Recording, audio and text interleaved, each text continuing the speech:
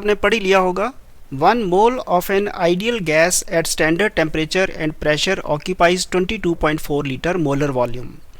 यानी कि किसी भी आइडियल गैस का 1 मोल यानी कि उसके 6 इंटू 10⁻23 एटम्स या उसके इतने मॉलिक्यूल्स, वो स्टैंडर्ड टेम्परेचर 273.15 केल्विन और प्रेशर होता है 100 किलो पास्कल। इस टेम्परेचर और इस प्रेशर पे किसी भी गैस के इतने मॉलिक्यूल्स या इतने एटम्स, वो 22.4 लीटर उसकी वॉल्यूम होती है, वो इतना वॉल्यूम ऑक्यूपाई करता है और इस वॉल्यूम को बोलते हैं मोलर वॉल्यूम।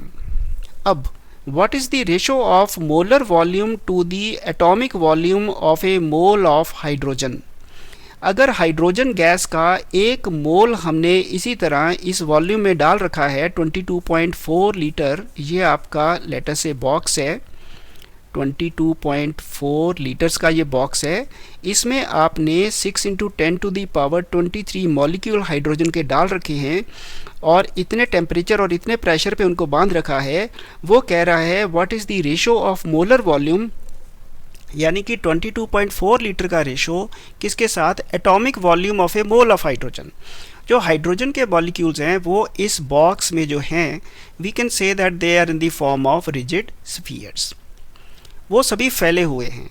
वो कह रहा है कि अगर हम इन सभी स्फीयर्स का वॉल्यूम 4/3 πr³ वाले फार्मूले से कैलकुलेट कर लें और सभी का और एक का कैलकुलेट कर लें और फिर उसको इनकी क्वांटिटी जो है 6 इंटू 10⁻23 से मल्टीप्लाई कर दें, तो वो जो वॉल्यूम आएगी वो वॉल्यूम कौन सी वॉल्यूम होगी, वो होगी एटॉमिक वॉल्यूम। एटॉमिक वॉल्यूम का मतलब हुआ कि अगर ये सारे एक कोने में इकट्ठे कर दिए जाएँ, सभी को जोड़ दिया जाए, सॉलिड बना दिया जाए, तो वो डेफिनेटली कम वॉल्यूम ऑक्यूपाई करेंगे, इकट्ठे हो जाएंगे एक जगह पे। वो कह रहा है कि इनको अगर इकट्ठा कर दिया जाए तो इनकी जो वॉल्यूम आएगी वो वॉल्यूम और ये 22.4 का रेशो क्या होगा। सो लेट अस सी इसको कैसे करना है। This is all entirely a mathematical question now. 1 litre is equal to 10⁻³ cubic metre, ये मुझे लीटर में दिया हुआ है, इसके मैंने क्यूबिक मीटर बना लिए और therefore molar volume is 22.4 into 10⁻³ cubic metre, ये मुझे उसने दिया हुआ है। अब मैं आता हूँ अपने जो हाइड्रोजन की एटॉमिक वॉल्यूम पे। एक हाइड्रोजन का एटम जो है उसका जो मॉलिक्यूल है, जो ये मॉलिक्यूल है एक्चुअली, क्योंकि हाइड्रोजन मॉलिक्यूल, इसका जो डायमीटर है वो मुझे उसने 10⁻⁻10 मीटर दिया हुआ है, क्योंकि 10⁻⁻10 इज सेम एज 1 एंगस्ट्रॉम। और अब इसका मैं वॉल्यूम निकालना चाहूँ तो कितना होगा। अगर ये डायमीटर d होगा तो रेडियस कितना हुआ, d/2, सही है ना बात। तो वॉल्यूम कितना हुआ, 4/3 पाई d/2 होल क्यूब। ये 2 कितना बन जाएगा, 8, ये 8 बन गया, तो ये 4 और 2 मिलके ये कट गए, तो ये वॉल्यूम बन जाता है पाई d³/6। यानी कि volume of a sphere in terms of its diameter is pi d³/6। अब मैं इस फॉर्मूले को यूज़ करके इसके साथ रेशो निकाल लूँ। So let us now proceed. तो अगर मैं इसको लिखता हूँ molar volume divided by atomic volume, कितनी मोलर वॉल्यूम तो 22.4 ये हो गई, एटॉमिक वॉल्यूम कितने हैं उसके मॉलिक्यूल्स इतने, और इंटू π/6 इंटू ये डायमीटर का क्यूब।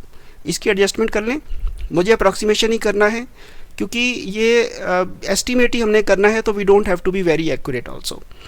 ये 6 और 6 कट गए, पाई कितना होता है 22/7, ये इसको आप यहीं पे 22/7 कर लोगे तो ये 22 तो इससे उड़ जाएगा, ये 7 ऊपर चला जाएगा, तो ये फिगर कितनी बनी 7 इंटू 10⁻³ डिवाइडेड बाय ये 10⁻23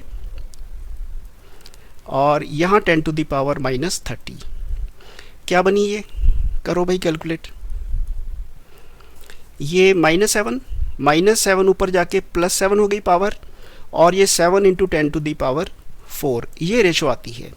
इस रेशो में ऑर्डर कितना माना जाता है 10⁻4 का।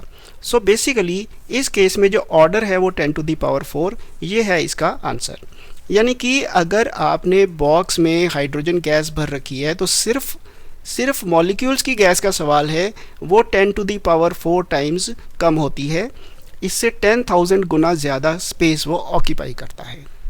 यह हाइड्रोजन की बात है। अब क्वेश्चन ये है कि why is this so large. ये इसलिए लार्ज है क्योंकि ये अगर 2 मॉलिक्यूल हैं हाइड्रोजन के, ये हाइड्रोजन के दो मॉलिक्यूल हैं, ये एक मॉलिक्यूल ये और एक दो, इनकी जो आपस की म्यूचुअल अट्रैक्शन होती है वो बहुत कम होती है, बहुत कम फोर्स होता है, तो इसलिए ये एक दूसरे से दूर सेपरेट आउट हो जाते हैं। अगर इनमें अट्रैक्शन ज़्यादा होगी तो they will not be able to move away, वो पास पास रहेंगे जैसे सॉलिड में होता है या लिक्विड में होता है। लेकिन क्योंकि ये गैस है और इनमें आपस में ये कम है, इसीलिए वो गैस है। इनफैक्ट क्योंकि इनकी आपस में अट्रैक्शन कम है, ये फैल जाते हैं, उस वजह से क्या होता है कि इनकी जो मोलर वॉल्यूम होती है वो 10,000 टाइम्स ज़्यादा होती है इनकी एटॉमिक वॉल्यूम के मुकाबले में। अच्छा, ये तो हुआ इसका सोल्यूशन।